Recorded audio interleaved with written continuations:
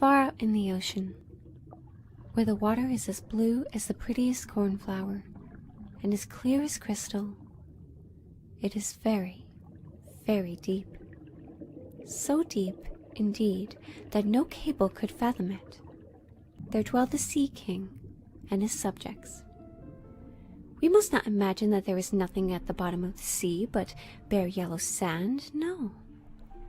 Indeed, the most singular flowers and plants grow there, the leaves and stems of which are so pliant that the slightest agitation of the water causes them to stir, as if they had life. Fishes, both large and small, glide between the branches, as birds fly among the trees here upon land. In the deepest spot of all stands the castle of the Sea King. The Sea King had been a widower for many years, and his aged mother kept house for him. She was a very wise woman and exceedingly proud of her high birth. She was, however, deserving of very great praise, especially for her care of the little sea princesses, her granddaughters. They were 6 beautiful children, but the youngest was the prettiest of them all.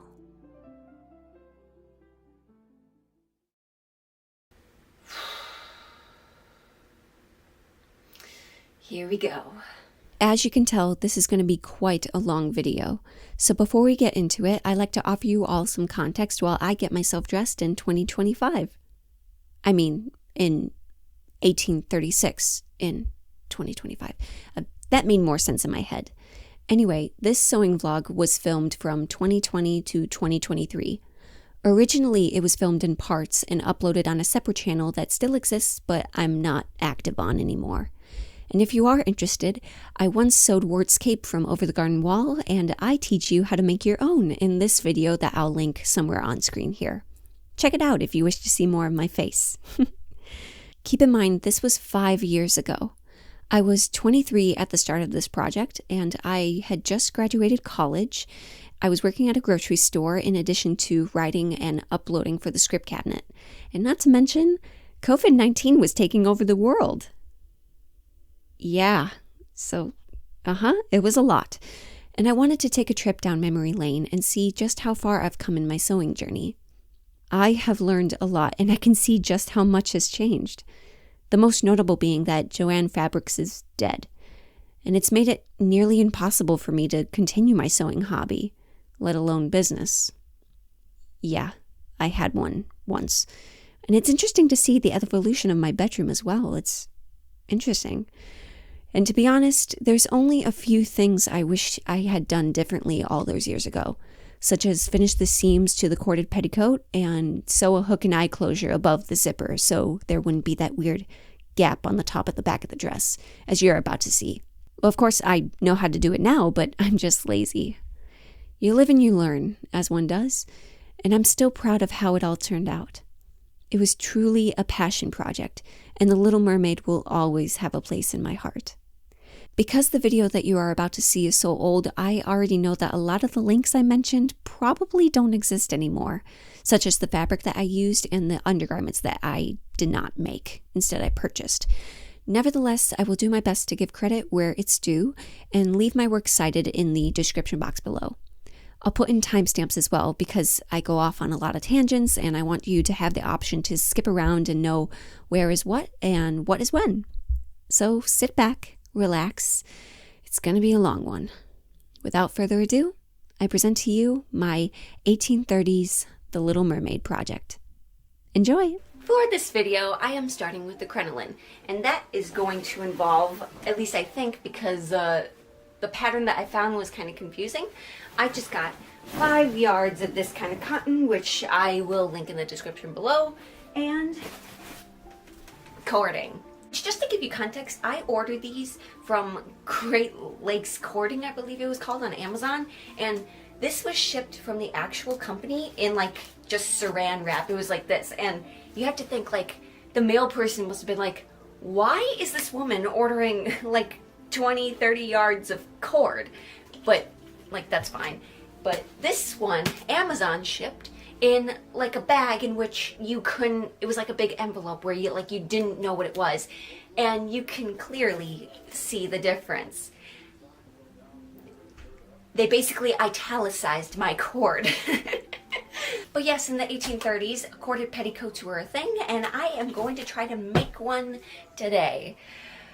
And this is going to be fun. Also, just to give you a sneak peek of the dress that I am going to make, this is going to be the outside fabric, and this is going to be the lining. And I really hope I made the right choice because this was my first time ordering fabric online. All right, this is just exciting. Okay, let's go. So the pattern is basically squares. Now, luckily, this is cut at a width of like 45 inches, I believe. The pattern said 45 or 46, so I'm like, we're good. But I need to cut them into squares and have it be the length of my waist to my ankle.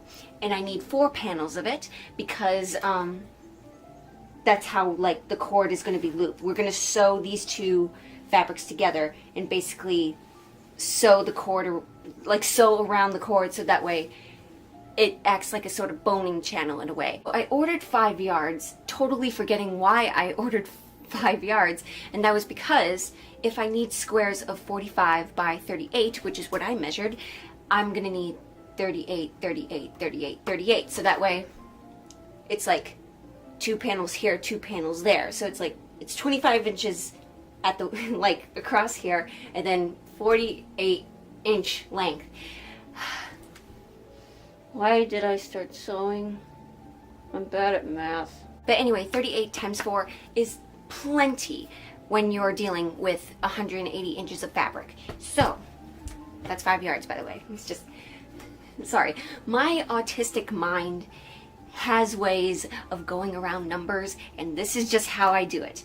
And it works for me, even though it's so badly well-rounded.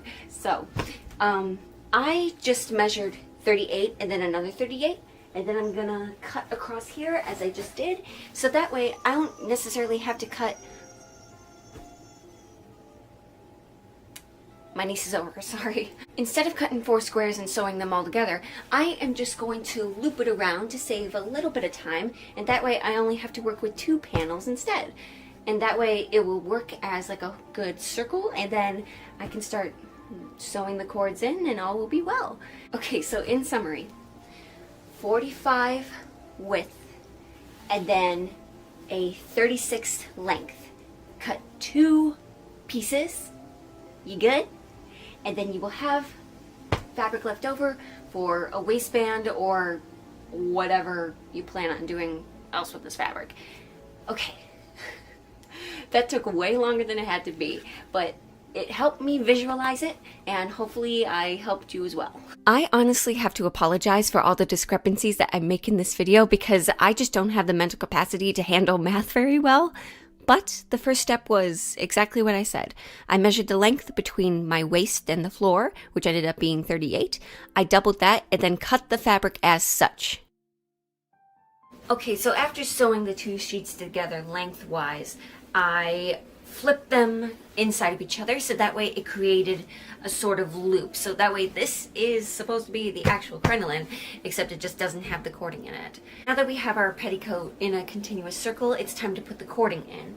And this will involve creating several rows of cord within it. So basically between the lining fabric and the outside fabric, we have to seek this in there and then push it all the way down and sew along there with like some kind of zipper for it.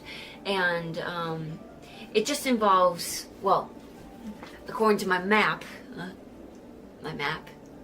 whatever, we need to sew 4 rows of 10 by 32 inch cord, which is this, and then 4-inch gap, and then 8 rows of 4 by 32 inch cord, and then 4 inches of space, and so on and so forth, just following the pattern that was written out.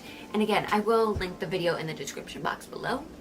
But honestly, I'm kind of scared at this point because I'm afraid that I'm gonna make it very crooked or lopsided, but I just need to find a way to make this even. And I'm not quite sure if pinning is going to do it, but we'll try it anyway. I pinned the first couple sections of cording together underneath the fabric, so that way it would be much easier to sew with the zipper foot. Now, even though that this was very time consuming and it strained my hands a lot, it was a very good idea because it built a sort of foundation for the garment. So that way the crinoline was already taking shape, and then I could use less pins later on and just kind of freestyle it and tuck it under as I go. Now, the key to sewing the lines of cording within the 2 layers of fabric is that you need to make sure that the fabric is smooth both below and above the cording. As you're sewing, your goal is to sew as close to the cording as possible with the zipper foot. But also try not to tug the fabric as much. Just make sure that it's smooth above and below it, because that way you're going to prevent puckers. Alright, so I just finished the first line of cording. I'm honestly glad that I cut the cording to fit the circumference of the crinoline plus an inch just for safety, because that way I didn't have to handle so much bulk and stress when slipping the cording inside. But the hardest part was yet to come because I had to sew a straight line to begin the next row of cording. I followed the pattern and measured 4 inches above the first row of cording and then pinned where the line needed to be. Then I kind of just eyeballed it as I sewed. Or you could draw a line like a smart person, but I didn't want it to show. I didn't trust myself. FYI, as I was measuring and cutting out the rope, this shit happened. So yeah, thanks Amazon. This is where the project gets kind of repetitive because it's just a matter of sewing in the lines of cording and then measuring a gap and then sewing a straight line and then starting the next rows of cording until you're done. Just follow the pattern that is provided by American Duchess, which again I will link in the description box below. Newsflash, so I am in the middle of what every sewer dreads, and that is that I'm running out of thread. Good news, I made it just in time, except, I'm gonna have to buy more thread. Well, I mean, look on the bright side. I mean, if you mess up, at least all the cord is smushed up where you want it to, and you've already, like, sewed with your needle that line where you're supposed to go. So, look on the bright side. I mean, but my hands fucking hurt. A little bit of an update. I just got done with the second row, but I have discovered something. So I got some more thread from the basement, and never have I been so determined to sew a straight line, but I have discovered something. So this is all fine and good, and even on the other side, it's like pretty straightforward, but the more you go down, the less flat it goes and the more puckered it seems. And that's all because I realized at some point as I was sewing in the cords, I did a little bit of overlap, and it had become sort of like a mudslide in a way. Right now I'm debating on either taking a break and just letting it happen, but then again I'm thinking if it's gonna act like this, it might happen later on in the project. So I might just redo that and flatten it out some more and try to find a way to prevent this from happening again. It is day, I'm not quite sure, but I am practically half done with inserting all the piping in, and right now I can tell you that my least favorite part is starting a new line, because there is so much pressure to just sew a straight line all the way across and not have this much gathering or puckering happening right here. Like, I just can't really prevent it, but I have been really good. I've gotten really good at actually making so all of these lines are just perfectly right there, instead of like down here where a little bit of gathering got a little bit too underway and then it became so flat. But the other ones are quite good. So I guess I am just going to take a break, and right now I am definitely feeling as if I am a crazy person for even wanting to attempt to make this. But I am feeling a sense of accomplishment, and I have gotten really good at I've stopped pinning the cords now. I just tuck it in as close as I can, and then I smooth the fabric over and under it and then keep sewing along.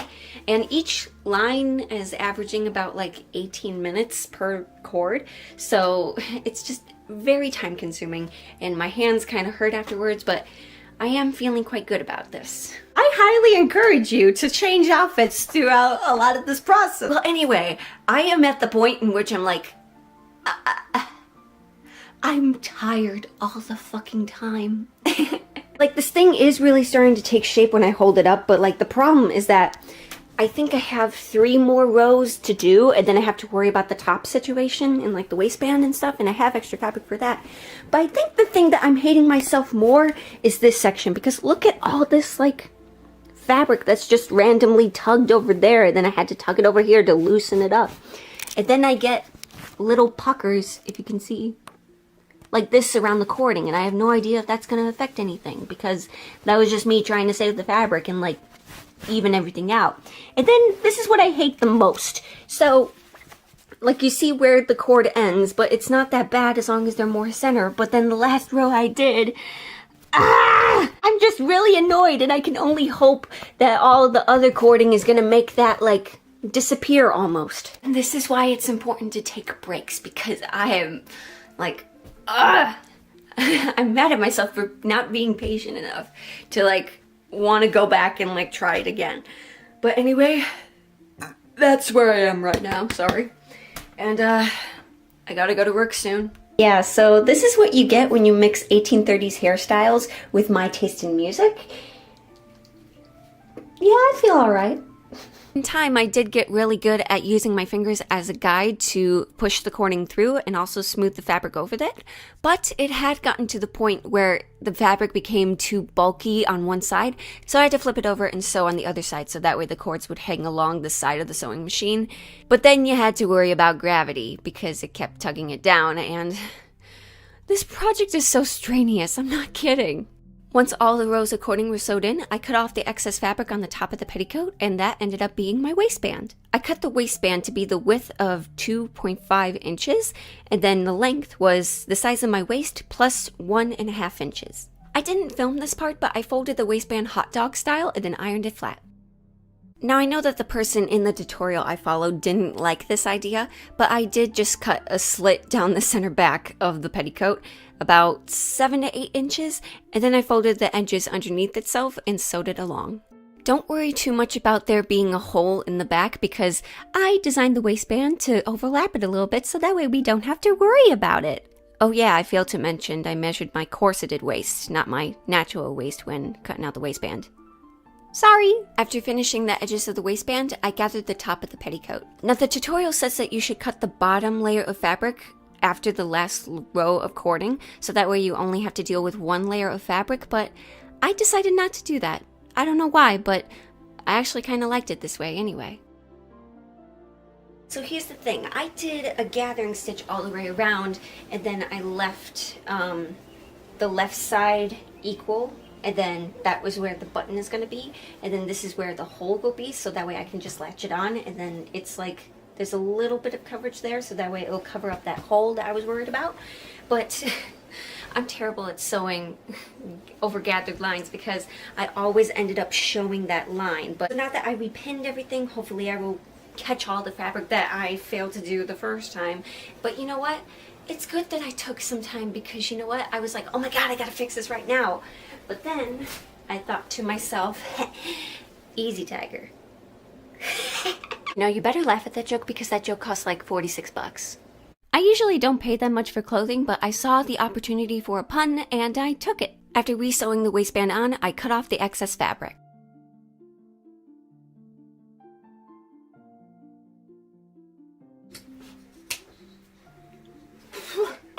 Now, the buttonhole.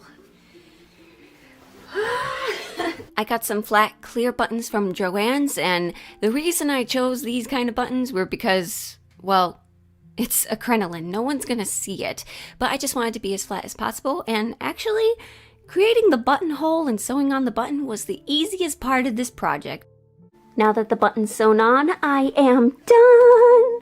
I'm incredibly proud of myself, but there is one more thing I have to do if I want to try this on correctly. In case you're interested in seeing the tomfoolery I have to put myself in.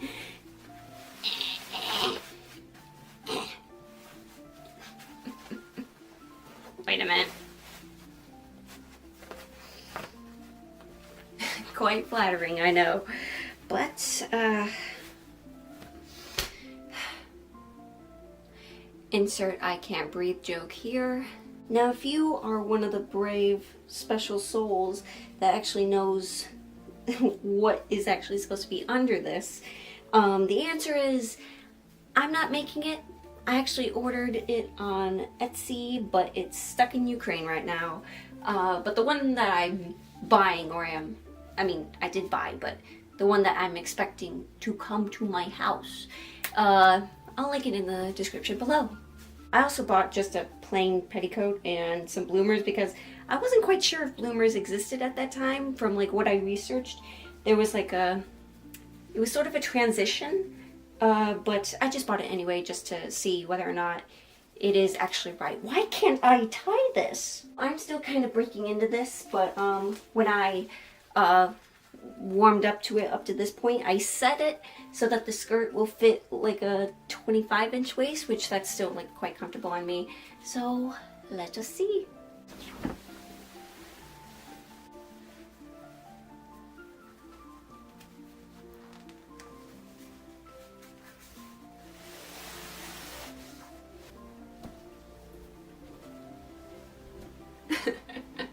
So many days, so many hours, so many weeks, and it's gone up to this, and I'm like, I feel crazy.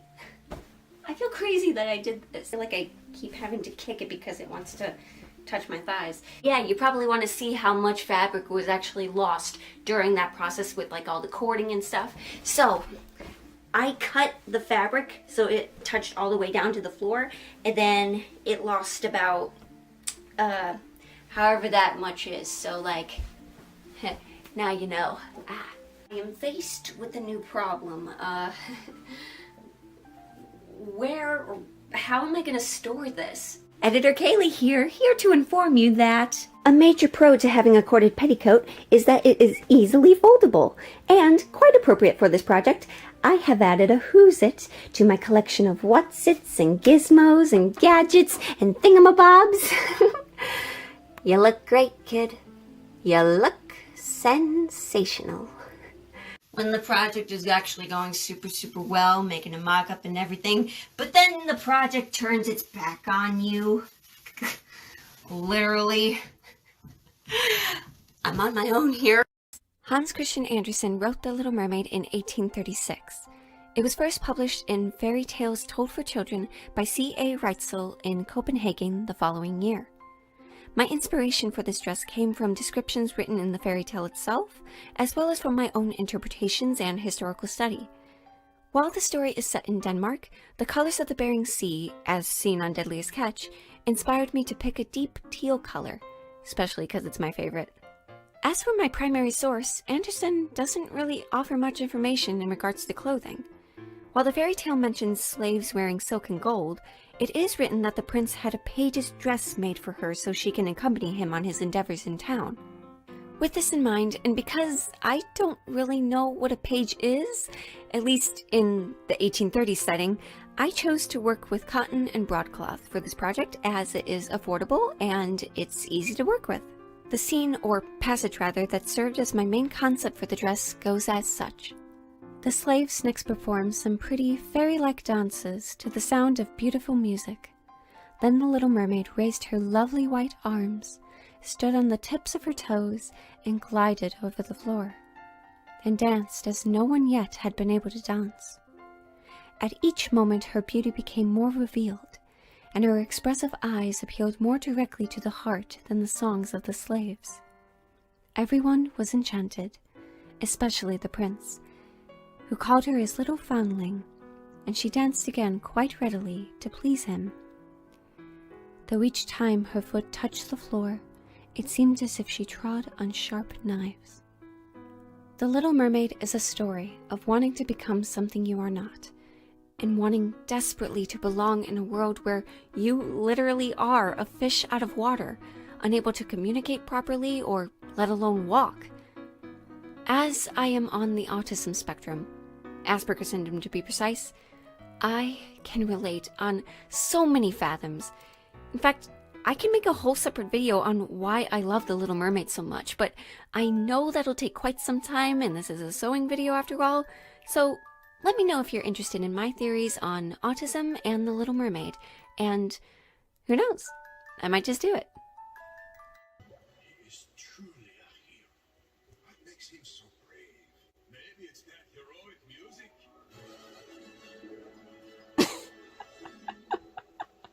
So I think what I'm gonna do right now is just study this thing, see what I actually have to do, and then get this bodice going. Oh, and another thing that I have to find time for is, so I got this belt buckle from an antique mall in Ohio, and it was pretty good. It was really big, but like, this is literally all I got. It was this, and I think a parasol that I have somewhere. But anyway, yeah, this was just on like some random leather belt, and I was like, oh my god, this is the perfect thickness. I just need to make a belt for myself for this dress, and I think it's gonna go good with the overall color scheme I got going on with the teals and the turquoise. So yeah, I really like that. For the bodice, the first step is to baste the fabric and the lining fabric together all around the edges, as well as sew the gathering stitches in the front and the back. So I have all the pieces here, and I was studying the instructions and doing a little bit more research on YouTube. There were a couple of videos on 1830s dresses, but here's the problem that I am experiencing is that the more I think about using a machine to sew it, the harder it's gonna be to make it perfect, especially if I wanted to add piping, and it was on my mind. But here's the thing. From Truly Victorian, it says that you have to flatline all the fabrics, baste all of the edges together, like the fashion fabric and the lining parts together, and then you treat all the panels as one piece, and then you sew them together. But if you want to add piping, I'm having a very difficult time visualizing just how to do the piping. I mean, to give you a little bit of context, like, it's a lot of words and not a lot of images, and there were a couple of videos that I found about sewing 1830s dresses that did help, but like, I don't know if this is like my autism getting in the way, or if I'm just like very anxious to make it perfect. But the more I'm thinking about sewing this dress by machine, the more I'm having a hard time imagining how the seams are going to be finished, like if I wanted to add piping. So now it seems like if I really wanted to do this perfectly and I wanted the inside to look clean and I wanted to use piping, it looks like I'm gonna have to hand sew all the seams. That terrifies me, but also I see it as an opportunity to get better at it and to watch more movies while I'm doing it. How I imagined it was that I would sew all the fashion fabric together and then all the lining panels together, and then I would somehow connect them both so that way the raw edges are in between the lining and the fashion fabric. But then I think about all the extant garments that I do own, and in all honesty, none of the seams are actually going to be touching my skin. They're going to be touching the corset. They're going to be touching the petticoats. They're going to be touching like the chemise. Like, none of the seams are really going to be just touching me. And also it's going to be on the inside. So why should I care about finishing the seams? But then you think about how nowadays, like, all these seams are serged. Like, all of our clothes every day, they're finished some way that it looks pretty on the inside and on the outside. But when it comes to a historical garment, should I really care? I don't know. Another problem that I foresaw was that, this is the lining fabric by the way, that on the outside fabric, as I was doing the gathering stitches, there was a lot of tension. Like, this fabric just did not want to get penetrated by the needle. And I don't know if it was because the needle was too big or maybe it was the thread, but yeah, that was something that I'm kind of concerned about, especially if I'm gonna hand sew all of these pieces together. But anyway, I'm gonna get to basting them all together, and I'm just gonna see how this goes. I have since realized my mistake. I should not have cut the darts open. I should have just left them as it is and drew them out before sewing them together. But anyway, what I did was sew the darts shut with a back stitch and then whip stitch the edges to finish them off.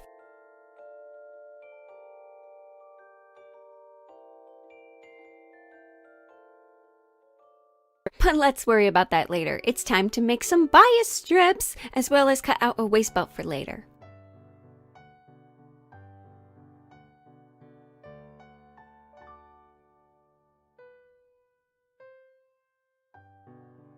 time to get down to business and face the cord again. So in order to make the piping, I cut out some bias strips, and honestly, I made them in this perfect arrangement, and it looks really pretty, but the problem is that I don't need them like that. The instructions said that for some parts of the bodice, you should do it like cut like 1.5 inch strips, and then others say like 2.5 or like 2 inches. I don't know. I don't really remember. It's been a couple days, but I kind of just did them all the exact same width, and honestly, I think I can make it work. Well, I don't really understand to begin with how the bodice pieces are supposed to come together anyway. I did see one video that had them just top stitch, but I'm like, but what about fraying? I don't understand how I'm gonna combat that. But anyway, let's get to work. I'm so glad I created a corded petticoat before this because I'm well acquainted with creating piping at this point. I wrapped the bias tape around the piping and sewed as close to the cording as I could.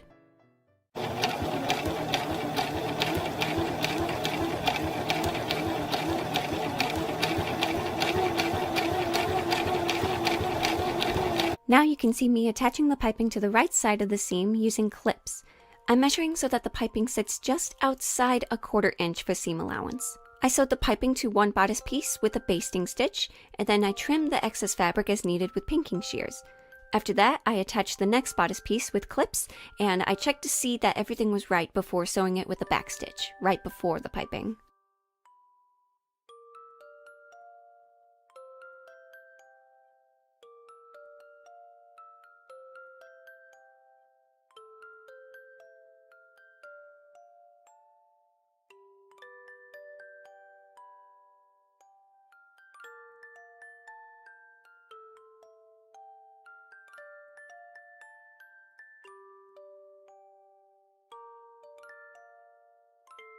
One down, lots more to go. You know, it doesn't matter how consistent I am. It doesn't matter how hard I match everything up.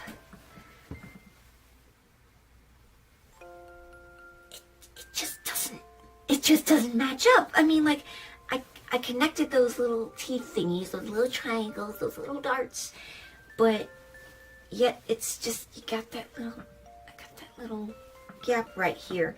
But then I just looked at the top, and I somehow matched it at the top, but I don't know, I guess I just cut it wrong. But I don't want to redo this, because just looking at it and knowing how this fabric is not very, well, you know how cotton kind of heals itself? Like, you could remove the stitching, but then like the holes kind of go away after a while. Yeah, for this fabric, it doesn't happen. I don't know why. My needle isn't even that thick. The thread is just the thread. I got no explanation. But I did see that I didn't stitch it all the way up here, so I am just going to finish that up. And then I guess we'll go from there. Alright, well, I went ahead and I played around with the gathered front and the gathered back, and I don't like it. I don't like gathering. And also, just, okay, looking at the instructions, it says once you gather everything, you're supposed to baste around the top, like, edges of everything, and then you put these together. But nothing is written about if this is supposed to stay there, or like if I was supposed to pin that in the first place. Everything is just kind of confusing me. And then when I go back in my research, I see all of these photos of like how they're folded instead of gathered, or I kind of regret this, honestly. I kind of wish I did a plain bodice instead, but I wanted to try something new. So I'm not sure what to do. I did play around with the idea of like folding it instead, but the problem with that is keeping it even all the way across, and as well as here too. But like, another thing is that as I'm making these gathered stitches, like that's where the boobs go.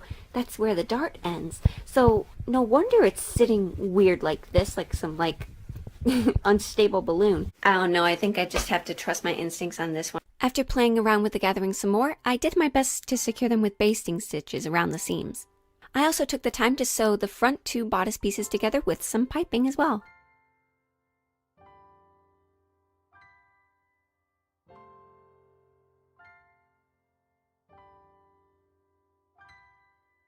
have a better idea.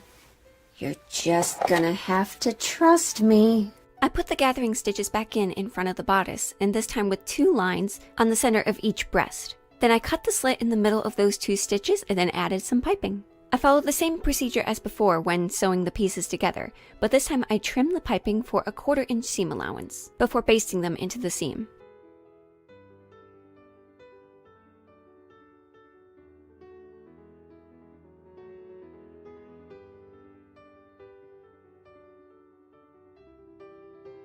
I'm just doing the basting stitches right now, and then I'm gonna flip this over in a way and then do the back stitching just like all the other kind of piping seams that I just did. But I found out that yesterday was International Mermaid Day, and I didn't plan anything. I didn't post anything. I'm terrible at this. Just the fact that this is like almost 2 years in the making now, I want to say. I might be really exaggerating, but it drives me nuts just knowing that I let it come this far and I haven't done anything. But that was just because I wasn't confident in my sewing abilities. I didn't really know what I was doing, and when I wanted to do this, I wanted to do it right the first time around. And so now I'm just I'm going off of Truly Victorian's instructions, which, oddly enough, this is on the back of all of their patterns. The very last line is, "Don't worry, anything goes." Sutton Foster, anyone? But anyway, yes, truly, when it comes to sewing, especially historical sewing, really anything goes, because, I mean, how historically accurate can you get? Especially since we live oh shit, like 200 years in the future.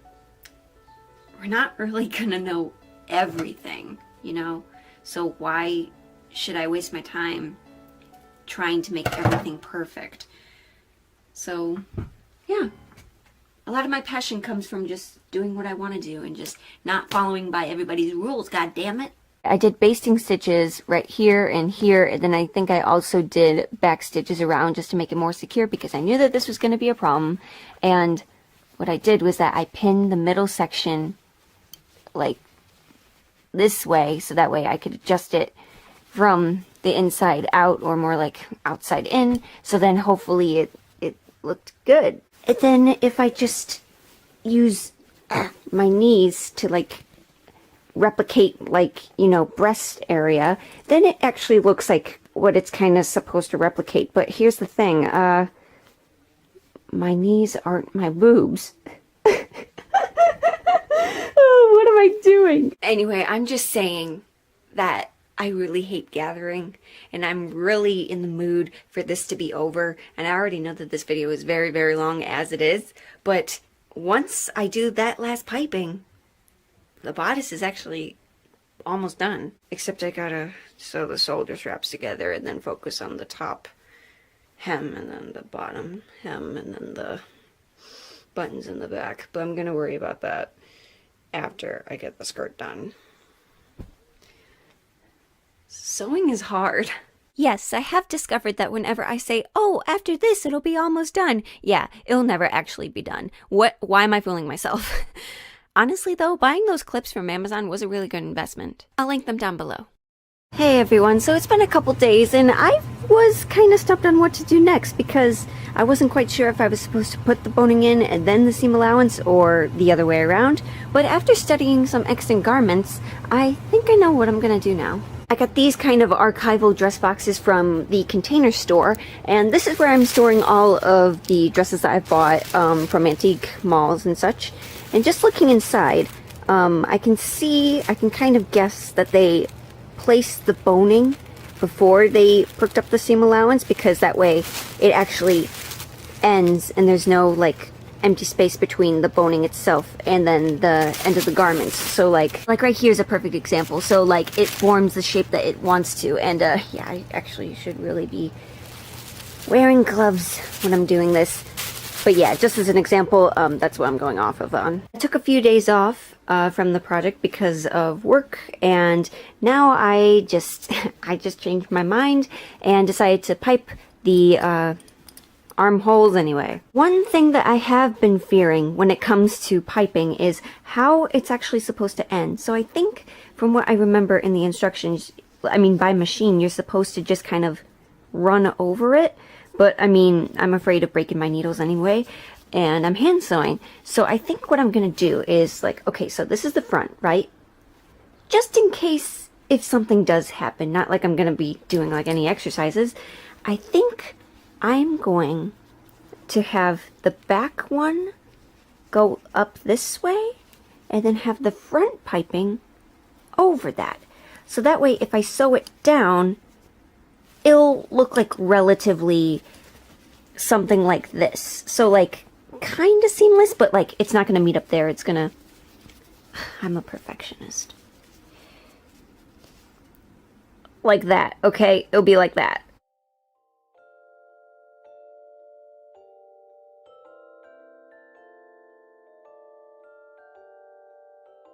Once the piping for the armholes were done, it's time to tackle the huge-ass beret evening sleeves. I created gathering stitches around the top as well as the bottom of the sleeve, and then I sewed the bottom of the sleeve to the sleeve band by machine. Once that was done, I turned the other edge of the sleeve band over by 1/4 inch, and then encased the raw edges with a whip stitch.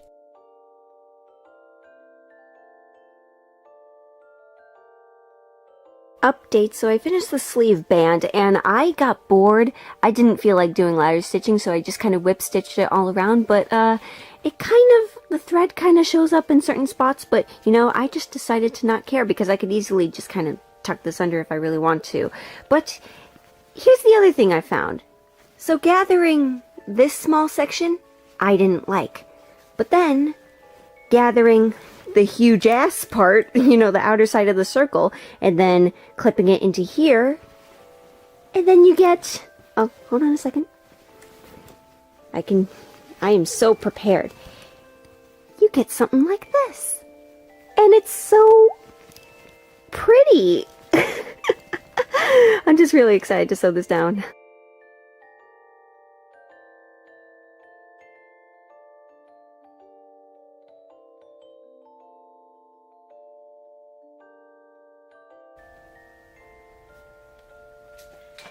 So, well, in theory, in my head, I think, like, it's supposed to be, like, more upright like this, but, like, I understand that physics works, and, like, fabric is just gonna do what it wants, so I think I like this one better.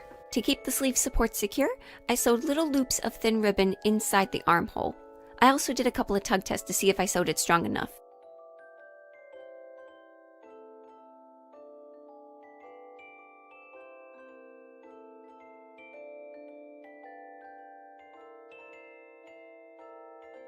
You pull it through the loop,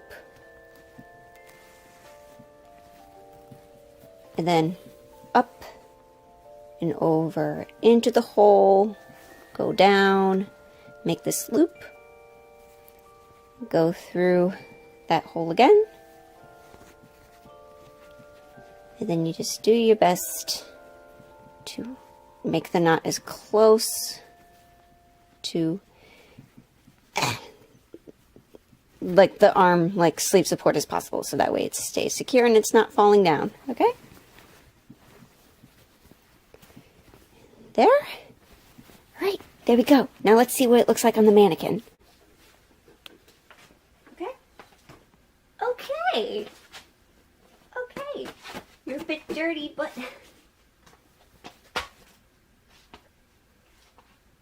I hope you see a difference, because I do. By the way, the instructions say that you have to measure the boning, so that way it's like somewhere in between the seam allowances up here and then there. That's why I just left it loose. But then at the end, when I fold this over, it's gonna look something like this. There we go. That's a bit better of a visual, right? I'm gonna have a cup of tea, and then we'll do the dreaded boning. Boning, or stays as it's called, it says that it should stop 1/4 inch away from the waist seam line, and then it extends to the point of the dart, or an inch and a half below the armhole. It says for curved edges that you should use spiral boning, which I have collected from somewhere on Etsy that sells corset supplies. Oh, and I also bought these things that is meant to, hold on. It's meant to cover up the ends like this, and I will squeeze this together with some pliers, and I'm going to cut the boning with some boning cutters, which I also bought from the same shop. I just realized that my camera was not recording the whole time. So basically what I did was that I marked where the boning is supposed to end, so a quarter of an inch above the waist seam line, and then an inch and a half below the armhole. And I did everything except for the back ends here, as well as the center seam allowance. So how I did the boning was that I essentially placed the boning where I wanted it to end, and then I cut it where the place I marked at it was, so that way I could get an accurate measurement. I don't know why, but believe it or not, covering the ends of the boning with these things was a pain in my ass. I don't know why, but they just kept on falling. But in the end, I made sure they did their job. Now that I have all of the boning prepped, it's time to actually wrap them up so I can sew them onto the dress. Now, I actually did buy casing for them, but I found that it was just a little bit too big for what I originally want them to. It wouldn't really look that fashionable inside the dress, even though nobody's going to see it anyway. But what I do have is extra bias strips that I cut out from before. And now I regret sewing so much boning because this is all fabric wasted. But who knows, I might find a use for these one day. So yeah, I'm just gonna sit here, watch something, and yeah, sew all this up. At first, I tried to hand sew the casing around the boning, but this did not prove to be effective because it kept slipping and sliding. So it was back to the machine I go, sewing with the zipper foot as close to the boning as possible. I'm nowhere near done with the dress, but I have a new friend to put up. The wait was finally over, and I have no reason to be a guppy anymore because I have Jodie Benson's autograph. So let me tell you, I am just in the process of whip stitching one side, and then I'm going to do the next one. But in the last about half an hour, my thread has broken 3 times, and I'm just doing this section. So I'm annoyed. Yeah, I'm just going to fold this underneath and whip stitch on both sides, so hopefully it'll just stay in place over the seam allowance. I was sure to sew the boning to the lining layer only, and this took quite a lot of patience. I placed boning on all the seams except for the center seam, as well as the back edges. It took quite a while, but I am almost done with the boning. I'm on my last one. Already, I understand that this video is very fucking long. I just tried to edit a little bit last night, and it's already around 40 minutes. I don't know if that's gonna be like the end product, but honestly, if you're this far into the video, thank you so much for watching. I know this is a pain. This is a real pain just to sew and to also like just put in so much information, and you don't want to cut everything out. As I was sewing the boning onto the seam allowances, I found that if the seam was piped, it was actually a lot easier to sew it on because I could feel exactly where it was supposed to go, so that way it can lay flat on me. But when it came to the darts, it was actually harder because there was no indication on where it was supposed to go. In fact, I actually had to redo one of them just because one was like, it was like more slightly to the right or the left, I kind of forget, and it just didn't turn out right. So I just had to make sure that it was just as centered onto the seam as possible. But, you know, I think it turned out right. Yeah, like, let's see. Well, I mean, I don't have the corset on, but you can get the point. And it feels like so structured. This feels nice. I'm proud of myself. By the way, I feel like it's worth mentioning that earlier today, I actually sewed my thumb, and it didn't hurt going in. And I didn't want to film it. But as soon as I was aware of what had happened, it hurt pulling it out. And like, I don't know if you can really see it. Oh, you can kind of see it. But just, you know that one guy, I think I saw this on Facebook, that one guy that did embroidery work on his hand? How? Why would you do that? Why would you do something like that? Because it was very, very bad. And with that, the bodice is done.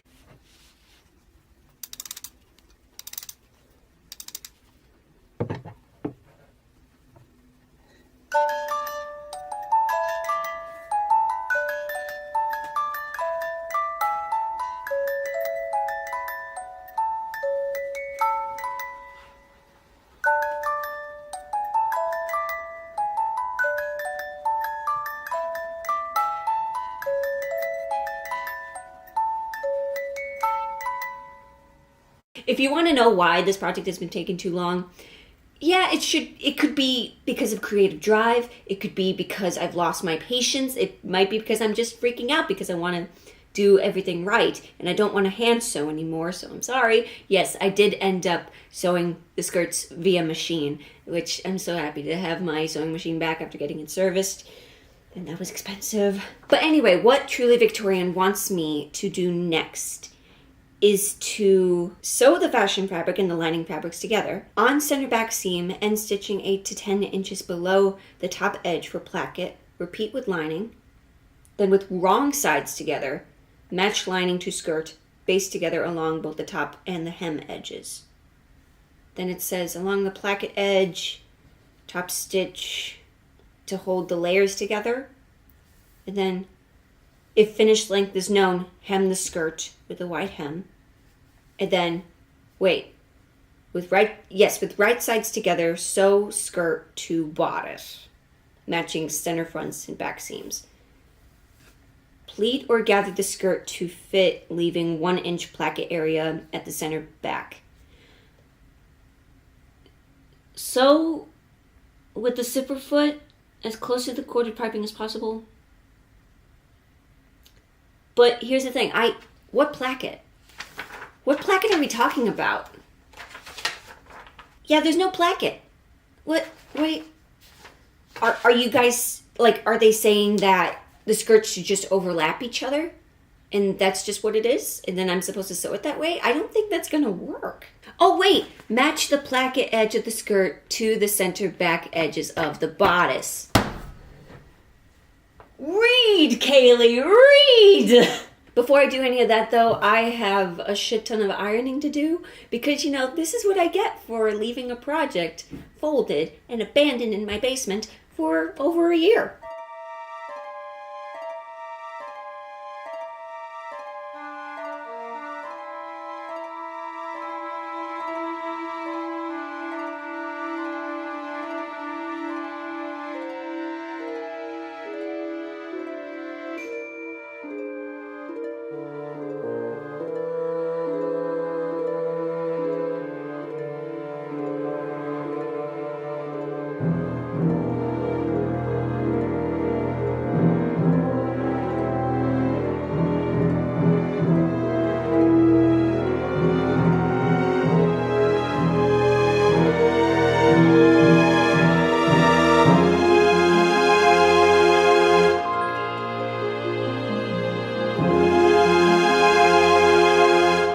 So I have everything laid out here. This is the inside of the dress.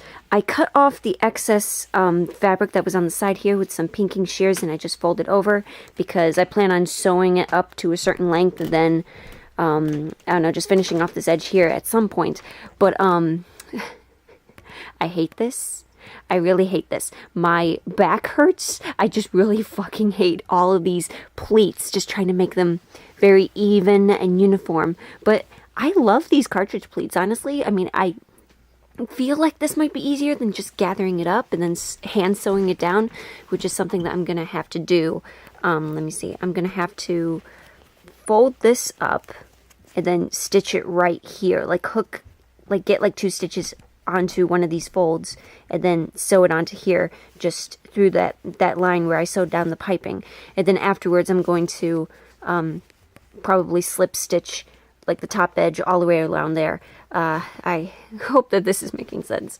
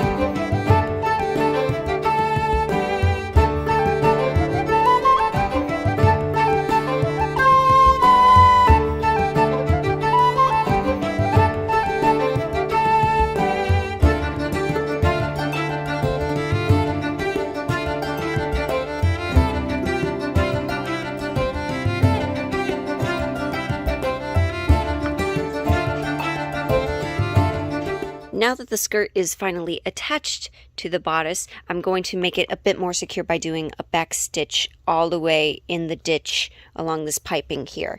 And it's at this point where I I am very glad that I did not hem it just yet. Note to self, don't do this again. Don't do this again. You want to know why? Because you're losing blood? You're losing blood? You actually stain the dress. Okay, let me see if I can find it. It was like right around here. Yeah, that? There, you see? Now we can say that this dress was made with blood, sweat, and tears because it's true.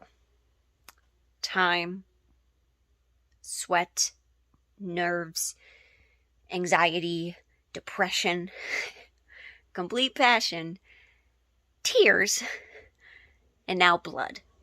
Look at that. Look along where I was stitching. You can see it. You can see it. I totally did not process the fact that the skirt's going to weigh it down and it's going to show exactly where I did it. But wait a minute, Kaylee. What am I doing? Look at that. I have a fucking dress. I forgot that I'm planning a belt. I'm losing my mind. As I'm recording this, it is Monday, March 13th, 12:23 a.m. and insomnia has struck, even though we just sprung forward an hour. And I just watched the Oscars, and I have newfound motivation because they showed the trailer for the live action Little Mermaid, and it has refueled my motivation. And also, I took a trip to Joann's and I happened to find a zipper that is in the exact same shade as this. So that is what I'm going to do. The trick to minimizing all of the holes that I just made by removing all of the hooks and eyes is very simple. Water and air drying. Don't worry too much, just smother them on. Okay.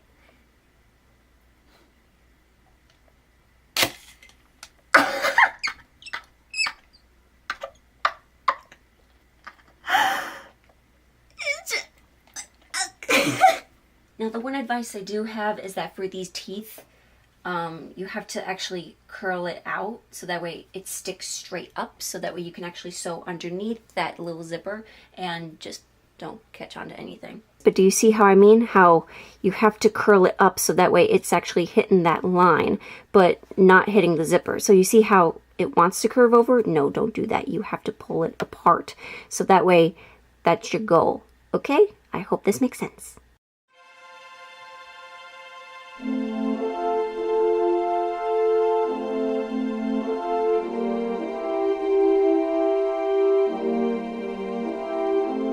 I looked at how the other side of the zipper would look in the back, and I'm realizing that the pleats would be a lot different. So I've just decided that the mock-up went okay from what I remember.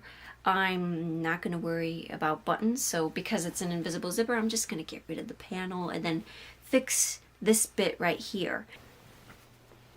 Look at that! Wait, does it... Wait, I might need to tack it up here too, but once it... That's perfect. The gap...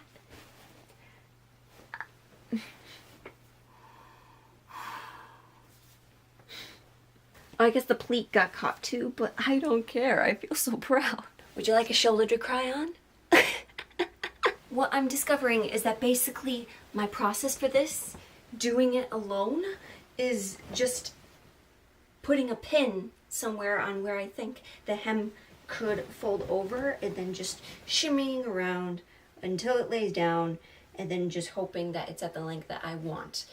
I don't know, this is just my process. I feel so hot. I'm so hot.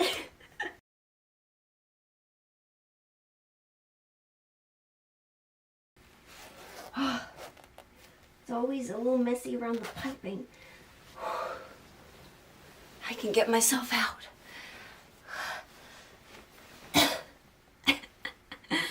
This is the reality. Oh my gosh.